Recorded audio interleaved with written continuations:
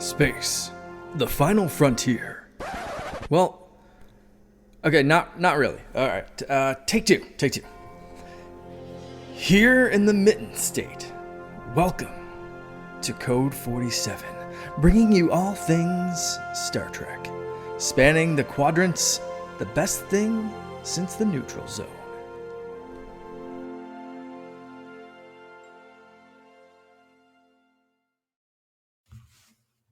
And we are back again on the Secret Friends Podcast Network. It is episode 123 or 123 of the Code 47 podcast, where we are talking about all things related to Star Trek. I've got these two lovely gentlemen here with me this evening. Oh my God, we're in a time paradox. It's perfect. But I am Charlie Carden. I am your Trek Lord of West Michigan, humble commanding officer of the USS Grand Petoskey here in West Michigan of Starfleet International. I am joined, as often I am, by these two fine gentlemen. To my extreme left, my chief engineer and regular cohort, Mr. Peter Stein. Hello, Peter. Hello. Happy Monday. We are recording on a Monday evening, and apologies for the Monday drop, but there was a little fan event regionally called C2E2, which my next guest was in attendance. That's Mr. Aaron Heminger of the USS Rhapsody in Benton Harbor. Aaron, how are you, and how was the show? Hi, everybody. I'm doing really good. We had a blast at the show. A ton of fun. Got to meet up with a lot of friends, and I actually got to meet some childhood heroes of mine this weekend. That was pretty exciting. And I actually had a fun little photo shoot with a little alien booth that they had set up. Yes. That was amazing. That was so cool. I saw the pictures you posted. That's awesome. Peter and I were not there this year, but we were there last year, which is when we did our Star Trek Voyager shoot with several local friends, which is pretty awesome. And likely we'll get back next year, but we had some other conflicts, which just didn't result in us getting to go. But that's a great show just because we have so many Chicago friends, including Jen Watson, who is usually here with us. But I think she crunched a little bit too much crunch because she took a pass on this episode, which I completely understand. But we have exhausting. Yeah, no doubt. But we have kind of a fun episode. We're going to be, of course, talking about new content in the form of two recent episodes of Star Trek Discovery, and then we're going to be jumping in and doing a little wrap up of the what could have been the what if Star Trek version of a potential season 5 that we did not get of Star Trek Enterprise. So we will get to that in segment 2. But first and foremost, got to pay some bills. We always love to give love and homage to the wonderful folks that support us on the top tiers of our Secret Friends Unite Patreon. You can visit patreon.com/secretfriendsunite. And for a free 7-day trial, you can sample our great wares. Peter and I have been doing a series on my Facts of Geek Life about Battlestar Galactica, for example. So we take a great show we enjoy, we take a season, and then we split it into several episodes, and that's what we talk about. Eventually, Aaron and I will probably connect about something like that. But hey, it's content and it goes on.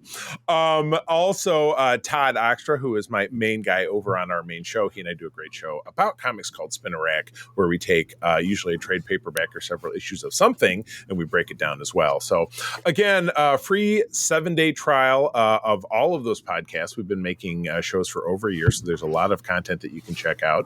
But it's all in no small part to these wonderful people. On our Friends with Benefits level, Corey and HG, John Sidorf, the awesome Phoenix Sisters cosplay, Brendan Myers, and Matthew Keel. And our top tier family is the Nias family, Sean, Stella, and Henry of the Twin Cities. We are very grateful for you guys, for all of you. One more time, if you visit patreon.com/secretfriendsunite, you can try us out for 7 days. And as Arnold Schwarzenegger says in that pivotal fight scene, well, it's not even a pivotal fight scene, in Predator, when he chucks that big knife into that dude, stick around. I know that was a long run up. I apologize. But anyway, all right. Well, I didn't have any news that I found to be really compelling this time around. There's always a little bit here, a little bit there, but it's like, it'd be great if this came out, or hope this comes out soon, or something and so forth. So without further ado, we will just kind of jump into talking about Star Trek Discovery. Now, again, we're running a couple of episodes behind because it makes sense for us to really just talk about 2 so that we have a little bit more time to break them down instead of trying to cram in 3 or 4, depending on how things are going. So we're covering episodes 3 and 4 this time. And Peter, I'm going to assign you episode 3 because I know you have some strong thoughts, I think, or was it episode 4 that you said, I got some strong thoughts about? I have thoughts about both, but 3 especially. Then I think it'd be absolutely perfect for you to read the summary and then kick us off. So if you would be so kind. All right, so season 5, episode 3, entitled Janal. On Trill, Burnham, Booker, and Culber must pass a dangerous test to prove themselves worthy of the next clue. Adira reconnects with Gray, kind of, and Saru's first day as ambassador is complicated by his engagement to Tarina. So that gets you all A, B, and C plots at once. I know, boy. I was going to say, sometimes on Memory Alpha they get it really thin, and sometimes they really hit it on the head. So, Peter, it sounds like you weren't a fan. I'm going to join you in saying that I wasn't super duper thrilled with this episode, and I think it's pretty clear that because it has a strong connection to 2 characters I can't stand, that's probably not a surprise. But why don't you start walking us down the road of how you felt about this segment? Well, I just want to say it didn't really have anything to do with the characters so much as it did with just things that happened.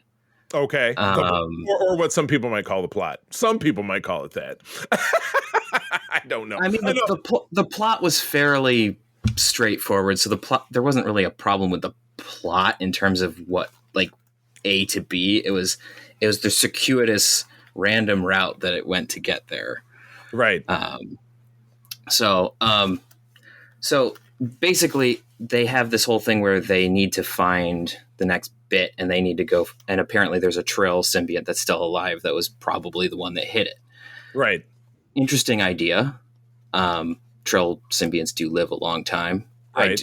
The first note that I have was kind of funny, where it was like, oh no, what are the odds the symbiont has stole your man for Adira?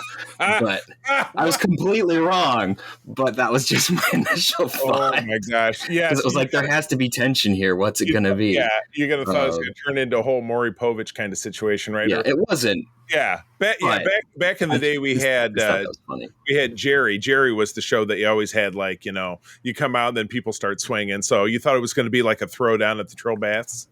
Well, not a throwdown, but just like, this is why we're not going to see the character again, or why Gray is staying on Trill or something. I was like, there's tension clearly. They have to do something, and that's where my brain went. That's not what happened, obviously. But I just thought it was a funny note.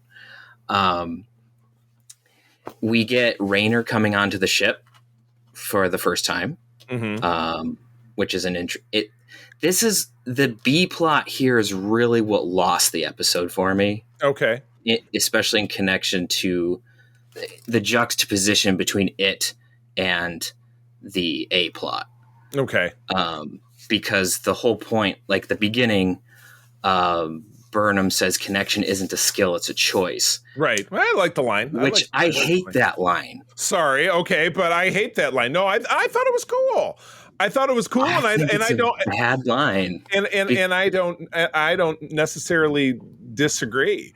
But why do you hate it? I'm curious. Why do you hate it? And then we'll get Aaron involved, because right now he's just kind of the nodding and smiling man. I feel bad. Aaron, please jump in if you have thoughts. Oh yeah, no worries.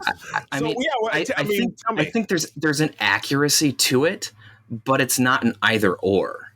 It's a both and so that's why I don't like it. Because it's like, he's like, this kind of connection isn't my skill. And she's like, it's not a skill, it's a choice. It's like, it's both, Burnham, you butthead. Jen's going to be mad she missed this episode. I just had to go with the alliteration. All right. That's the only reason. I guess you're right. I like the line, but I also kind of see where you're my problem is that because of the way that they try to throw it here, then it throws Raynor into he's an asshole this entire episode. And then there's a really, really, I don't think they did this necessarily on purpose, but what it ends up with Tilly is you have her being a complete ass, and then they try to show that she's the one in the right, and she's the one who misunderstands her own point. Yeah. And that's where I think this B plot really, really falls apart, is that they try to force Rayner to follow whatever Burnham's command style is, even though she said that she didn't necessarily want him to do that in the previous episode, and then they double down on this idea later. But they try to force him into her command style, and then you have Tilly, who is not a commander, breaching the chain of command, breaching it again forcefully in a way that would have, under every other captain on every other ship, landed her in the brig. Right. And so there were a lot of decisions here that were really, really stupid, that they're trying to make a point of, like, you have to understand where someone else is coming from. And that's what they were doing with Burnham and Book. And that worked mostly. But then when you juxtapose it with this, the whole lesson falls on its face. And the stuff with Saru and Tarina, that's trying to make the same point. That works better. But the stuff with Rayner, it did not work here. And we're not even on the A plot. No, I'll tell you what. Let's shift gears for a sec. Aaron, jump in. Where do you land with this? Yeah, I gotta say, I continue to vibe Rayner really hard. Like, I'm really enjoying his character, and I kind of, he's an asshole, but he's like a likable asshole, I think. Right? Yeah. Yeah. And he's kind of refreshing. And I think he works in that I get what they're trying to do with him, in that he's supposed to be a mirror for Michael. Right. Kind of like where she was, and she's kind of trying to help him, be better, I guess. Be best. And to a certain extent, that does, I'm in the same boat as you, Peter. That does drive me nuts a little bit, because I think that his style does kind of work. But at the same time, when you're a first officer, you do kind of have to relent a little bit to the captain's way of doing things, to a certain extent. I mean, you have to push back, you have to challenge, you have to provide alternatives, but it doesn't, you don't have to 100%, conform to their command style fully. I love the concept of him bringing everybody into his office while he's working. And I love that whole, they come in and he's like, all right, you have 20 seconds. Tell me something about you that I can't read about in your file. Like, that whole sequence to me was just, I thought it was delightful. And I was like, yeah, okay, he's getting to know them a little bit better. He's getting to learn what's important to them. He's getting a lot of information from this back and forth. I mean, to a lot of people, it seems like nothing, but I feel like, he is getting to know them to a certain extent. I thought that was really cool, and I thought that was a neat way of doing that. Honestly, when you look at the A plot, it was serviceable, because we're going on a quest and blah, blah. And that's what the whole season is about. That's all well and fine, I suppose. The stuff with Saru and Trina, I don't know. I don't even really necessarily have a place to stand on that, but I'm going to kind of go with Aaron on this one. I like seeing Rayner do what he does. And I was fond of the expression, because I feel like we're all right. She's partially right in saying it's a choice. It's also really not, because some people just don't have it in them, or whatever it is. Like I said, we get a block in here with Gray and Adira, which is nails on a chalkboard to me, but I don't need to go over that again and again and again. And then, Tilly, you're right. She's going for broke. Oh, I can speak freely, so you're an asshole. Oh, yeah, Peter, I'm with you.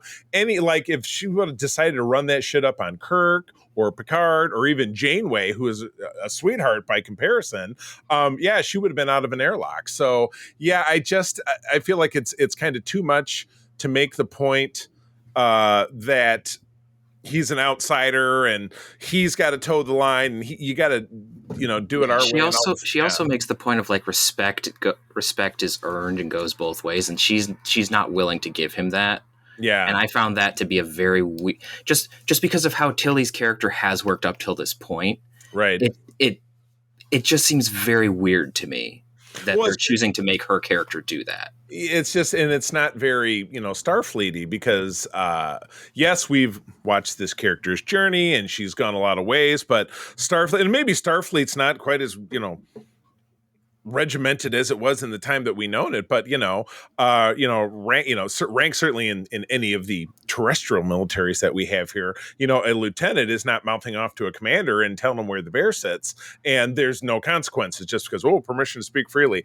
I don't know. Total sidebar. This is something that April pointed out when we first watched this many weeks ago because we had the screener.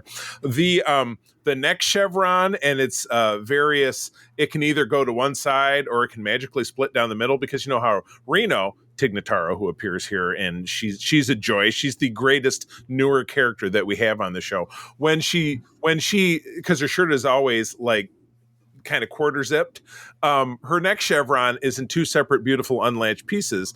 What later on, when Hugh, who is, I don't want to use the word possession, when he's Jintara'd up, coinhabited, when he unsnaps his neck, it's in one piece to the side.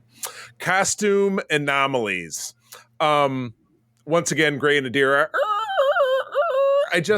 Everything about them. I wrote, who cares? Poorly scripted, poorly acted. I can't stand the characters. I'm sorry. And again, as I've said in previous episodes, I know that they are not for me. I know that they are for somebody, but I'm the jerk with the microphone here, so I'm expressing myself that good for the writers for pushing it forward and putting it in front of a different audience. I hope they're watching, and I hope they're appreciating it, because it does help, grow the brand that we all love. But yowza. So I do want to make two notes that I thought were interesting, positive. Okay. All right. Let me move to the edge of my seat. Tell me all about it. I did enjoy that they made a Dominion War callback, because that explained the time period that they were dealing with. Yep. I liked it. Yeah. So we know that all of this happened within less than a decade from the chase. So yeah. So that's cool. I also found it very funny that it's 900 years and we're still in a shit contest with the Zenkethi. Like, they just don't like anybody. I thought that was really funny. Some beefs are never going to wrap up, and the Breen too. The Breen are going to are going to find their way into this story more and more as time goes on. So, but anyway, I did think that the creature that they were dealing with was an interesting idea, with a natural cloak and some sort of energy. Well, it was biological blaster. It was interesting. Yeah, it felt a little like it belonged in Mass Effect rather than this, or Halo. Well, it was like the creature from Darmok. You know what I mean? Because that's what that creature was like. The cloaking was very similar to the one at Darmok. Yeah. So I thought that they were interesting. Yeah. So that was we haven't seen the surface of Trill. We've just seen the caves and a couple of buildings. So seeing some of the fauna. Right. Cool. Right. Exactly. So, all right. Final thoughts, Aaron. Again, you've talked less than anybody. I feel like we always kind of push in a corner. So, take the microphone. What are your wrapping up thoughts of the episode? Oh, that's all good. I'm happy to let y'all cook. It's okay. But no, I did have a few points I wanted to hit on with this episode. I'll start with the creature. It was an interesting concept, but when I saw it with the cloaking thing, all I could think in the back of my mind was it's there was this old show back in the day called Mantis. Yes. Yes. For their season finale, they couldn't afford a creature, so they had an invisible T-Rex that was rampaging through the city, and that was their big final bad. And that's such the stereotypical, cost saver concept. Oh, it's an invisible monster, so they saved money, on the budget by doing it that way. And that's all I could think the entire time was, oh my god, it's an invisible T-Rex. They're fighting an invisible T-Rex. So with the little arms. Oh my goodness. Yeah. So that was that got me a little bit. It's an interesting concept, but it's just that's all I could think of. The other thing that's driving me nuts about Discovery, and it happened again in the next episode too. These transporters are driving me. Yes, my God. Yeah. Oh, it's whenever it needs to not work. Yeah. Those friggin' transporters. We'll call the episode "Conditional Transporters" if you like. Right? It was driving me nuts. They're sitting here hiding from this monster under this rocky alcove, and they're like, okay, well, let's just teleport away. Oh, we can't do it because the minerals in the rocks. And I'm like, walk 5 feet in either direction. Just run. You have a built-in transporter. Oh wait, it doesn't work that way in the next episode. I don't know. And they did that in the episode prior to this, where they were like, return to the beam down point. I'm like, what beam down point? There's no beam down points. It's just they keep forgetting how they reinvented their transporters in season 3. Because it's cool when it doesn't break the status quo of the dramatic narrative. But when it does, oh man, they don't work. Oh no, there's a shield or whatever. Minerals in the planet's surface. And anything you want. A couple of minutes ago, you got Booker jackrabbiting around with the teleporter, like all over the place to confuse the monsters that they're fighting. It's like, okay, so clearly it's not an area effect. It's just that one spot you're standing in. Right. So that drove me up a wall. And then on the Grey and Adira thing and all that, I like Trill. I don't really hate any of the characters on the show. I have nothing against them or anything like that. But I do admit, while I was watching it, I after the previous episode with Michael breaking up with Booker, and then this episode, I'm like, this show is like the reverse Love Boat. This is where relationships go to die, you know. Everybody's breaking up with everybody up in new name of the episode, where relationships go to die. Thank you. I was afraid we weren't going to come up with something. I was nervous. Oh my gosh, where relationships go to die. All right. Well, while I'm typing that, if we're happy to wrap up and move on, Aaron, episode 4 is going to be yours, Peter, unless you had anything else. I just wanted to make one quick note. There's something that this episode starts towards the end that is continued later, not in the episode that we're touching on. But there's kind of like a tie into spirituality at the end. Okay. Which is an interesting thing. As a philosopher, I have an issue with it because it's got a very bad definition, which I won't bore you with. But it's interesting to see how they're trying to tie that back in, which goes back to my original theory, which I think I may have mentioned, that we're going to get some sort of Final Frontier weirdness when we find out the result of all the technology and whoever we're meeting, because that seems to be where they're gearing towards. Gotcha. So. Yes, there is much gearing going on. Okay, Aaron, season 5, episode 4 is yours. Okay, fantastic. Take it off. Season 5, episode 4. The title of this episode is Face the Strange, which, gotta admit, I love that title. Very enigmatic and reminds me of a classic song. So, summary. On the way to the next clue, the USS Discovery is sabotaged by a mysterious weapon, leaving Captain Burnham, Rayner, and Stamets as the only crew members who can possibly save the ship in time. Let's do the time warp again. I don't have the moves. I'm sorry. If you're watching the YouTube, don't throw trash at me. I apologize. I'll start this time because you did that, and then so we'll go me, and then back to you, and then Peter can pipe in. But Peter, certainly feel free to jump in, kind of where it makes sense for you. I actually really enjoyed this episode, and again, I watched it just now because I had the screener, which had the first 4, which I watched, last month. So this was a refresher for me. And I thought this was really great. Maul and Locke very briefly appear in the beginning. They get a clue. They poison a guy. I'm like, that's very on brand for them. I like that. There's a mercifully short video chat between Gray and Adiro. Please go away. Everything they say to me is just so forced and just blah. It's like I'm watching a middle school play. I can't take it. My rant is over. But yeah, we find out right away that because we caught right at the end of the episode, Maul was in disguise, and she back on Trill. She managed to use that to plant this piece of cool tech, which I'm gonna give them some respect. The time bug, which is the Krenim time bug, is a Krenim chronophage. So we get Krenim, great Voyager species, and phage, which was not related to the Krenim, but it was related, of course, to the help me out here. The Vidians. Thank you very much. So obviously that's a name and only connection, but a time bug, and again, this is so very Star Trek, but it just really, really works for me. A time bug will plug itself in to a warp engine or a source of power, and then throw a environment into a state of temporal flux where it bounces back and forth. I do love that they took that, before we get into the main thrust of the plot, they took that and turned two Voyager references into a retelling of a Voyager episode, which was also in that series' final season. It was called Shattered. I had to look up the title. I'm great with TNG titles. I'm not always super duper great with the Voyager ones, but it was Chakotay, kind of a similar situation. Different parts of the ship were in constant state of flux, and eventually he enlists Janeway from the beginning of the series to help him go inject the gel packs with some goo that turns everything around, and a lot of similarities there. But of course, this was bigger and bolder with more punching and dark shadows and people wanting to cry and, just bold, moments happening. But yeah, we get, so what happens is that Rayner and Michael are in the ready room, and they get this indiscriminate amount of time in each little fray, and they don't know where they're going. So we go all the way back to before the ship was launched, where it was being built. And then we're in the beginning of season 1, which is where the kind of the most pivotal part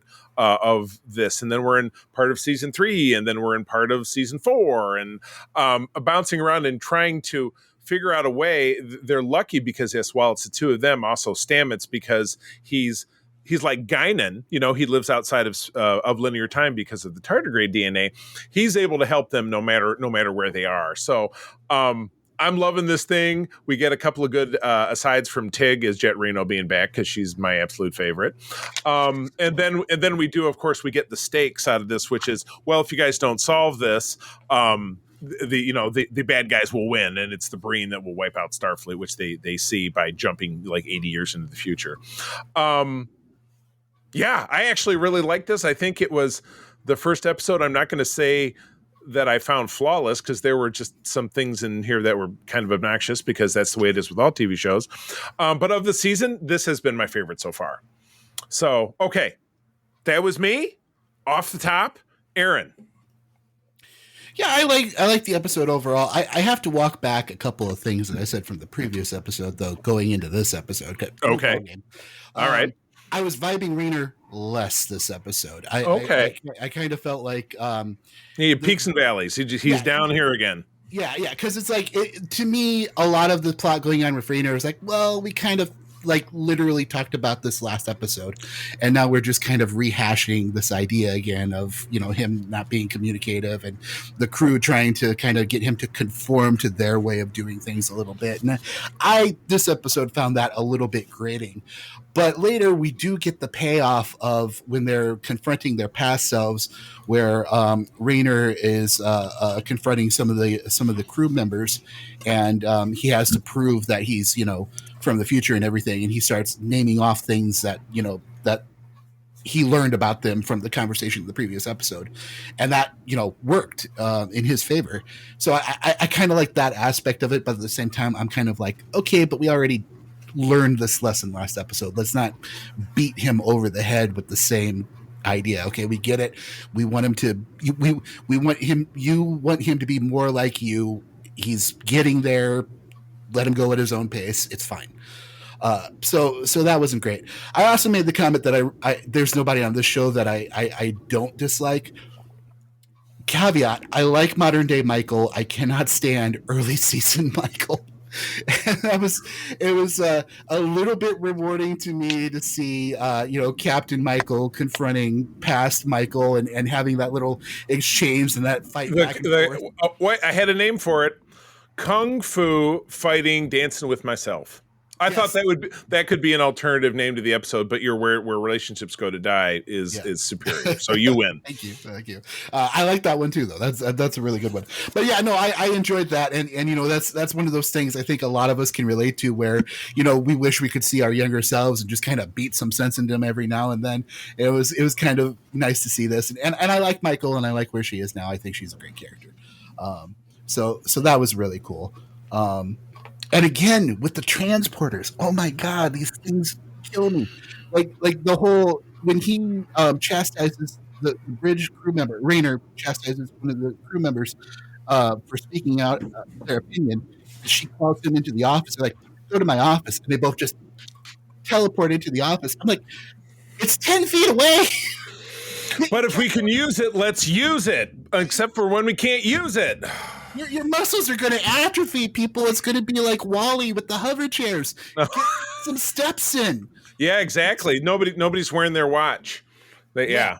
even though everybody's wearing their, because everything's in the communicator, except for when it's not. But other than that, it was a fun episode. Those were my only nitpicks for this one. All right, Peter, you have a handwritten nits to pick, or notes at the very least. I suppose I shouldn't put cards on the horse. So by all means. I didn't like this one either. Just spoilers. We're in a stretch of ones that I didn't like. It happens. Thank you for catching us up. No, I'm saying I'm giving you a foretaste for the next one. Okay. I didn't like that one either. Oh boy. So it is what it is. I don't like what they're doing with Raynor. I know I said that about the last one. I really liked his line and his face when she was giving her speech to him, especially the "spare me the I got you" bullshit. Because that's me every time Burnham talks to someone about their feelings. Because it's like, I had a description for her command style in that scene. I said, oh no, how far did I go? I lost my, keep talking. When I find, wait, here we go. She says, I said his hard acidness is bumping up against Michael's happy love fest approach to being captain. Yeah. And they're two very, very different command styles. And yeah, I mean, I've been around plenty of military people. Burnham's style just wouldn't work. Yeah. And so for me, that's part of why it's just so irritating. And you can't say, oh, well, she's a woman and it's just different. No, it's not even that. It's just, it's a command style. I don't like her command style. It just doesn't work. Janeway had some soft spots, but boy, she was, she knew how to drill down, and sometimes it was too much, and sometimes it was too fixed. Yeah, it was too so or Tuvix. But that's the thing is, like, Janeway was allowed to have a range. She was allowed to mess up. Yeah. Burnham doesn't. And that's my struggle with her command style is they don't allow her to be wrong. Because there's a point of like, he's like, well, my style is like, we're doing like, I have my way of doing things. You have your way of doing things. And she's like, you have to do it my way. And he's like, my way is better. And it's like, what is this? Third grade? Yeah. I'm like, rubber and you're glue. Terrible comeback, dude. So I thought it was funny with the Krenim time bug. I appreciated the reference. I thought it was funny that it was an actual bug. Right. It was just amusing to me. Flipping through time was kind of interesting. I was slightly annoyed by the JJ-ness of San Francisco fleet yards. That was definitely a dip. Just because it's like, oh, remember how the original Enterprise plaque said San Francisco yards, so it must have been built on the ground? Right. No, it could have been a drag. I don't remember that. But the JJ one was built in Iowa for absolutely no reason. So it was just one of those like, whatever. So I did. I thought that Stammet.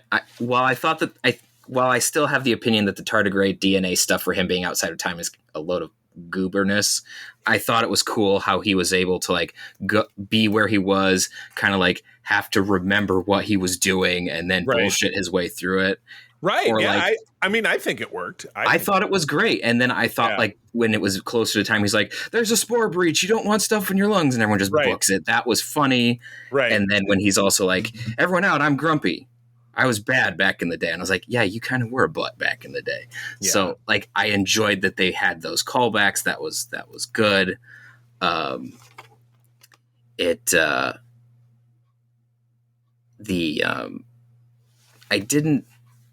There was a lot. There was a weird thing going on in this episode, and it continues into the next episode, where you have Burnham like expresses something about like it's not really like unworthiness or something, but it's some sort of concern, and then everyone around her has to be like, "Oh, you're so great," and it's very weird. In part because I don't think the character needs it. Yeah. He's very self-assured anyway. So it's just, it's an odd writing choice. Yeah. It's trying to make the character vulnerable when that's not a vulnerability that she has anymore. Right. Yeah. Right. Like they bring up the point of like she didn't want to be there, and I liked how they brought that up because then it comes up later. Like there is some character memory in these two episodes, which is good because that doesn't often happen. Right. But I like how that's there. But it just seems a little off for how it's being used. I hear you. An odd technical nitpick: popping the warp bubble. That was stupid. Yeah, I didn't. That felt very JJ verse. You don't. Yeah, it was the JJ verse felt like the East Australian current. You can spin out of it. That's not how warp drive works. Pop the bubble. You're not in warp drive anymore. And they're like, right. The bubble is what keeps us safe from relativity. It's like, right. Yes, but no, that's not how that works. Yeah, but I thought I heard in one of the it was right after Tig and Stamets were speaking. I thought on the PA overhead they were paging Ensign Cordero, which is of course would be a reference to Eugene Cordero, who I met on the cruise and absolutely loved. So I hope that was the case. No. I did not go back and watch it on the captions, but my headcanon is just going to say that it is. All right, so that's episodes 3 and 4. Other thoughts before we move on? It was interesting seeing Ariam back again. Yes. There were some weird moments with that, particularly, wow, holograms. You used them in the entirety of the first season. That's not a surprise.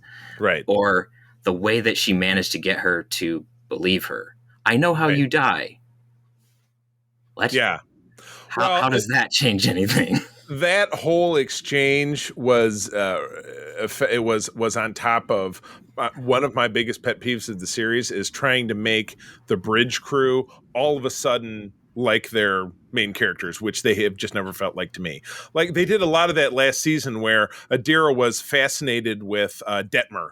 And I'm like, we don't really know anything about her because she's ostensibly, they've never really developed any of those characters. The thing with these characters is they're less developed than the original series cast. Right, and everyone complains about how Sulu and Chekhov and Uhura weren't well utilized. Right. I don't know. Like, I know their names now because it's season 5. Right. But I didn't know their names until like last season. But sometimes it's a big struggle to remember them, I understand. So, all right, well, let's move on. We're on to episodes 5 and 6 next time. I've actually seen them all the way through episode 8. I think things are getting better, but I think there are things we liked and things that we found that were rocky about this first 4, but we will persevere. One thing that did not persevere was a little show called Star Trek Enterprise, which we wrapped up talking about last week. It was very famously canceled due to low ratings and general lack of interest in early 2005, and it ended with what is arguably the most pathetic series finale that has ever been within the franchise. Though who knows, something might come along to top it at some point. But something that I've always found kind of interesting is there's been plenty of talk since 2005, now almost 20 years, of what they wanted to do with what came, kind of beyond. So, I just realized one of the links I copied is not the one that I wanted it to be. It was supposed to be Enterprise Season 5. I used to have a great article about that. So I apologize. Well, let's kick it off. Peter, no, you know what? I'm going to kick it off with Aaron. I take it back because, Aaron, you watched many of these episodes of Enterprise for the first time for the purpose of this podcast. So, looking over some of the links that we've shared, talking about some of the different ideas, you've looked over kind of what I provided. Where would you see things going in a potential season 5 of Enterprise? What are some of the biggest points that you think they could have hit upon that would have turned the show around? Or rather, I should say, I think we all kind of share what we felt was a great turnaround in season 4. Where else do you think we could have gone? Yeah, I feel like a lot of episodes of Star Trek kind of find their voice in like the second or third season sometimes, and that was definitely the case with Enterprise. And it's like it's a shame it got canceled because I feel like I'm just starting to get to know her. You know what I mean? But the stuff that I would like to see more development later on, I definitely want to see more of T'Pol and Trip's relationship. See that evolve a little bit more than what it was. I would have liked to see. I hate the fact that they had that kid, the clone child, in the second episode, and then that kind of didn't go anywhere. That just seems like a missed opportunity to me because I love this idea of these two, major officers aboard the starship suddenly having to deal with the fact that they've got this child out of nowhere and trying to learn what it is to be parents of a child that you don't necessarily have anything beyond a physical connection to, and what that meant for their relationship. I would have loved to see that awkward situation develop over time more. Right. And more of that. I just think it would be neat because I can't think of anything I've seen where that's an occurrence that's happened. Right. And Star Trek is like the perfect medium to explore that in. Right.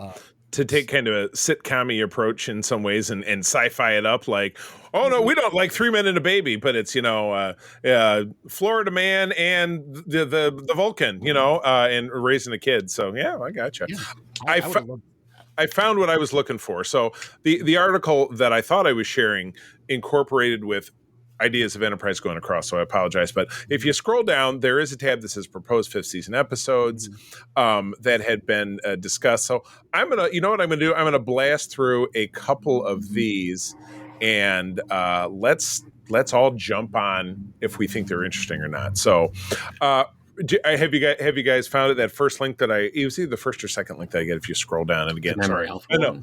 Yeah, I know. Yeah, the memory alpha one. Just keep scrolling. Sorry, I know this makes for great radio. I apologize. Okay, so first one is the genesis of Stratos. From the episode The Cloud Minders, that was season 3 of TOS. A story about the Kzinti, which came from the TAS episode The Slaver Weapon, which actually got a nod in Picard season 1. Riker gave them a name drop. Development for the first Starbase, which actually kind of got a name drop in season 4. And one of Archer's logs, he mentioned that's the mission they were on, as scouting sites for personal starbases. Another Mirror Universe story. I kind of know where we're going with this one. We started to get into some kind of crappier ones here. Borg Queen origin story. No, thank you. A story about the origin of T'Pol's father and him potentially being a Romulan agent, which I think that's a story that was also bandied about being Savik's origin, from Savik, the character from back in the TOS films. A story about Flint, who was the Requiem for Methuselah, ageless character. Visit to Denobula, totally makes sense. Let's see, other ideas. Mandy Cotto had hoped to start accepting fan scripts again, and also have arcs by noted science fiction writers David Brin, Gregory Benford, and Greg Bear. Don't know any of those guys. And the design for the 5th season refit was included in the 2011 Star Trek Starships of the Line calendar, but it was made canonical, as we know, in Picard season 2, because in flashbacks of Picard's youth, it is a toy model that he has in his childhood bedroom. And we actually saw the ship herself in season 3. Exactly. So that is right. We did. Very good. And as a side note in here, they briefly considered a crossover with Doctor Who, which would have been a hoot and a half. No. Yeah. Would that have even been legally possible? Yeah. As long as both studios agreed to it. Wow. I mean, Doctor Who had a made-for-TV movie that aired here in the U.S. in the 90s. So it was completely possible. Really? It would have been absolutely wild to have Archer bumming around with Chris Eccleston. Oh my gosh. Yeah, that's right. Yeah. It would have been David Tennant at this point. Right. In 05. Yeah. That's crazy. All right. So briefly, before we move on to some of the others ideas in the other articles, what if any of those stories really jumps out to you guys? I myself think that a lot of them sound pretty interesting, with the exception of the first Starbase. I guess you'd really have to really flesh it out. Depends on what you're doing with it, because it depends on the B plot was really. Yeah, because it's not a driving hard plot. That's a situation that you might end up in, but it's not really driving a plot. Mirror universe story, no. Borg Queen story, absolutely not. T'Pol's father, totally. I like the Requiem for Methuselah idea about Flint, but how do you really do that and then have that not bump up against the TOS episode? I don't really see how that works. Going to Denobula would be a romp. It would be a fun episode because it would be all about. It'd be like John, a Rise episode or something exactly. like that. Exactly. So no, I think that's pretty excellent. Aaron, anything jump out at you that you think is great or just terrible? I think the first space station could be potentially interesting because there's a lot of things that can go wrong, setting up a space station and everything. And it'd be kind of interesting to see a situation with them trapped on the station and trying to deal with some sort of hazard. Again, it's how you approach it, how you do it. There's a lot of good potential there. Right. The business with T'Pol's father, I think that sounds amazing too. Sounds like gold. Yeah, totally. I love anything that ties into some of the stuff that we know. I think is pretty exciting, with of course the exception of the Borg Queen, because I mean you get too much into explaining the Borg and where they come from, and you lose so much of their appeal as antagonists and everything. So definitely, I would rather just leave that more to the imagination. Anything, I'm vehemently against that. So. Right, absolutely. Peter, which one of these kind of jumps out at you? The one that I find more interesting is probably like the most plausible would be T'Pol's father. Right. Just because then we could further tie in the Romulan War. The only thing is that it would have to be something that only we as the audience know. Right.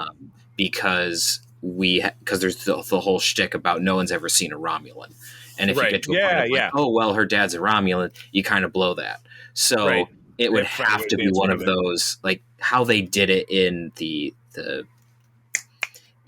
Vulcan's Forge arc in season 4, where like you had the Romulans in the background doing their shit, but our character Starfleet never saw them.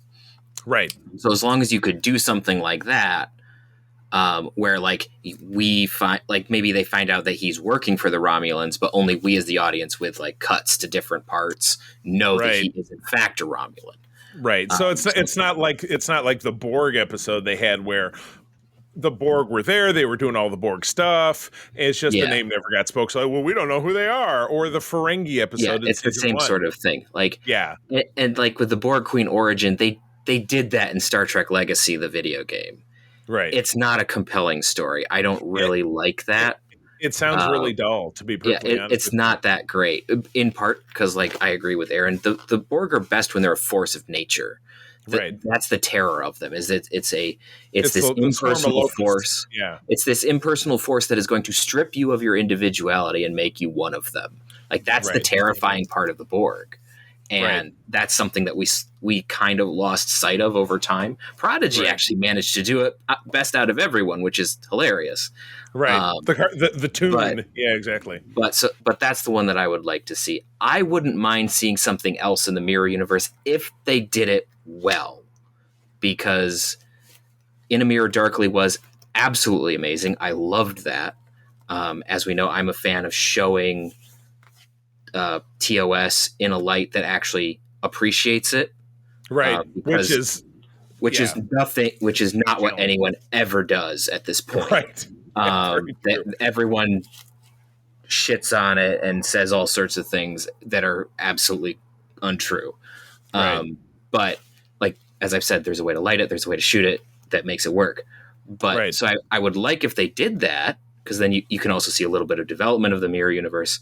Because I think that Enterprise understood the Mirror Universe a little bit better than definitely how Discovery worked, and it's more akin to the original intent of the Mirror Universe than some points of how Deep Space Nine used it. I completely agree with that. That's because the point is like kind of that Saturday morning cartoon wahaha part, and they did that, but also added a little bit of maturity, which was nice. So that's something that I could see interest in. I don't really care too much. So, but out of those are the two that I would be more interested in out of the other ones.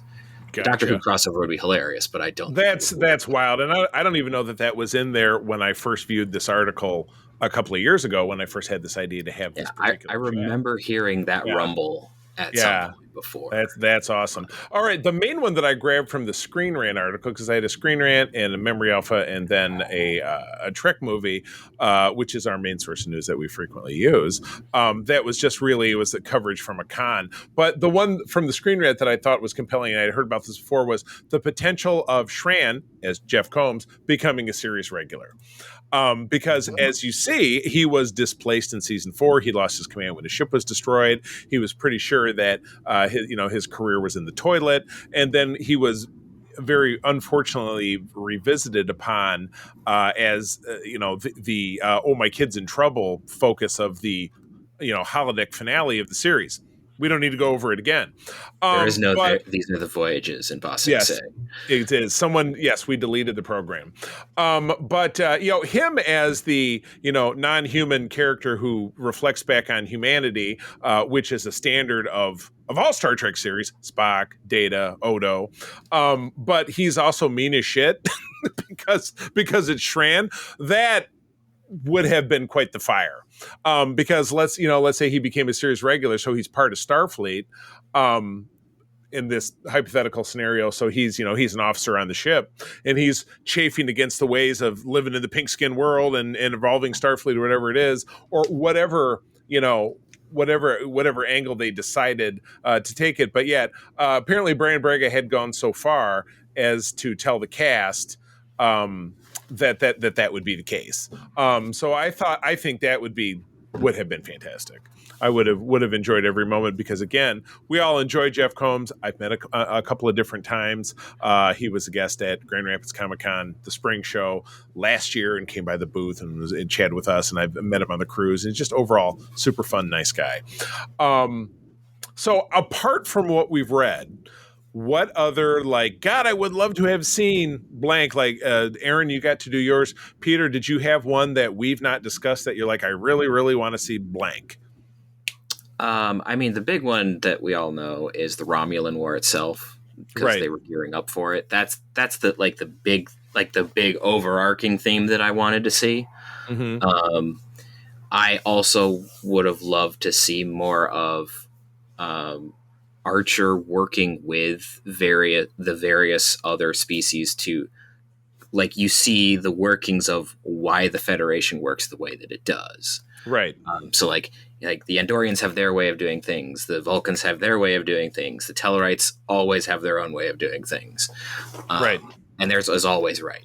So, but it would be interesting. I would be interested because they did some of this in season 4 with some, with the Romulan bits and then some of the other stuff, but seeing everyone work together and how Archer's experiences led into some of the policies and some of the protocols that Starfleet has, which they did in some of the earlier ones, all this stuff. And they're maybe at some point there'll be a directive for something like that, like a Prime directive. Some of the lines are a little cheesy when they do that. Right. Yeah. They kind of hit that putt into the putt course. Yeah, absolutely. Yeah, but I really, really liked when Enterprise tied things in or foreshadowed things. That was really when it did its best work as a prequel. When it does its own thing, it's good too. But when you look at it as a prequel, when it does that foreshadowing, it that's when it really, really shines, I think. And so seeing more of that in the building of the Federation, or even in a theoretical real finale, actually hearing Archer's damn speech. Yeah. Yes. Yes. Please. It was like we weren't in enough pain watching that episode that they couldn't even give us that itty bitty little payoff that would have. I understand that it's nice. It's being compared to the Gettysburg Address and such. It's how do you write something like that? I get that, but at the same time, it's just a peek, just a little, 3 sentences, just show us the beginning of it. Just a little P. What Chris Rock does a routine talking about Stevie Wonder. He says, "Can't we give this man a peek? Just a little peek." Yeah, something like that. So, but those are like the main things that I would have liked to see is like, and I mean, to Aaron's point, I wanted to see more of like Trip and T'Pol and how that actually worked out. Right. But that's like the main thing that I want, the Romulan story and the Romulan War itself, but also just like how Archer worked to create worked to create Starfleet as we know it. Because clearly, based on a lot of things that people say, or like in the Mirror Universe thing, he is instrumental in it. So why is he instrumental? I would love to see that. Right. Why? Peter the Philosopher. All right. So final question for the two of you. Out of 10, what are the chances that Enterprise could ever make any kind of significant comeback TV movie, guest appearance, some kind of tie-in with the future show? 20 years down the line when the cast has been scattered to the winds and like Jolene Blalock doesn't even act anymore, and we never see Scott Bakula connected with Star Trek in any way. You never see him in any cons or anything. What do you think are the chances that the cast could come back together in some fashion and be those characters again? 1 out of 10. Yeah, I was involved in a conversation about this online a while back, and it's kind of slim to none. Mm-hmm. Maybe a 5 or a 6 that would likely happen, but I would love to see like a revisit of at least Archer and his character in his later years during his presidency of the Federation, and this concept of turning it into like a political drama. Like the West Wing or something. Exactly. A mini series. Yeah, I will agree with you that is exactly what I'd like to see, but I would put it at like a 3 or a 4 as far as possibility that would happen. Because again, Scott Bakula, you never hear. I don't even know that he talks about Star Trek in any of the press in his career at all. I don't know if he's salty about it. I sure would be. I know that the actors who play Trip and Reed and Mayweather were on the cruise, and they're almost always doing things, and they do podcasts and stuff. So they're clearly very good. And so is John Billingsley, who's just an absolutely fantastic guy. Loved talking to him and meeting him the times that I have. But as far as reconnecting with Jolene Blalock and Scott Bakula, of which you would certainly need Scott Bakula to really make something work. 3 or 4 is probably hopeful. So, Peter, do you like our idea, or do you have like a different idea of? I like the ideas. Yeah, I'm going to be Captain Pessimist over here and put it more at like a 1 or a 2. Yeah, I just don't see it very likely. I would probably have an aneurysm from joy if it happened, but I don't see it happening. I mean, it is possible if there is enough people saying that they wanted it, and there were like Braga and other folks got involved, that we could have something like the Babylon 5 animated film that came out. Right. Yeah, that would certainly be that's a way to sidestep the look, they're older. So like that would be a possibility, but I see part of the reason that I see it very, very slim is that Manny Koto is no longer with us. Correct. If he were still around, then I would put the probability a little bit higher, simply because with the resurgence, then people be like, hey, look, he did a good job. Let's maybe try to get him to do a little bit more. Right. And I have very little doubt that he would at least play with the idea. Yeah, be a champion, because he was what really made the show great. He's really what helped the show become a good thing. And it's the same. It's the same thing that, like, for instance, happened with the proposed Galaxy Quest television show. Once Alan Rickman died, it was done, because there's certain things that just wouldn't work if you didn't have certain people involved. Right. And I think it's the same case with this. Yeah, because it's possible but unlikely, unless they were doing it just voice, that they would get Jolene Blalock back to do T'Pol. And I mean, Scott Bakula is busy with NCIS, so it would be a little hard anyway. that show's not. He's not even on this show. That show ended. So I don't know. Okay. I don't know what he's doing. But like I said, I'm not recalling a time. And by all means, listeners, hit us up on our SFU Discord or certainly on Threads, or even I'm reviving our mailbag, secretfriendsunite@gmail.com. Send us an email if you know something more than we do about Scott Bakula and how he feels about Star Trek. I'd love to hear it. I mean, obviously, I'd give it a good Google, but I would love to have somebody write in and have us read that person's remarks. I think I would be very interested to know. I mean, the last I saw from him was way back in like 2010. Yeah. And he didn't seem super salty about it at that point, but they did. It was one of the last things that you really saw Avery Brooks on, but they did the Captains. That's what I'm referring to. Yeah, there you go. Yeah, which was 2010, 2011. I think I've got that on disc somewhere. But yeah, that was the last anybody certainly ever saw of Avery Brooks as far as related to Star Trek. So, all right, well, guys, this has been fantastic. I envisioned doing this segment when I was laying out the keel, the framework for the show back in fall of 2020, which is when I got this rolling with Todd's suggestion. I give him the full credit for being the person who encouraged me to do this show, and with a host who is was with me for a while. He left, some other people came on board, and then Peter, you're the one who's been with me the longest, so I'm very grateful for that. But it's great to have Aaron and then Jen on with us now, and of course Jen will, I'm sure, be back next time when we are going to embark on the 5th season of Star Trek: The Next Generation, which I'm very, very excited about, because that was the prime of when I became a huge TNG fan was season 5. So definitely looking forward to that. So let's wrap it on up. Aaron, where do people find you out there in the world? You can find most of my social media links for my SFI chapter, the USS Rhapsody, at ussrhapsody.org. Excellent. And Peter, where do people find you? When they find you? When you find me. Yeah, that's really the thing. I'm not around too much. You can find me around the social webs at Petrus Aquinas.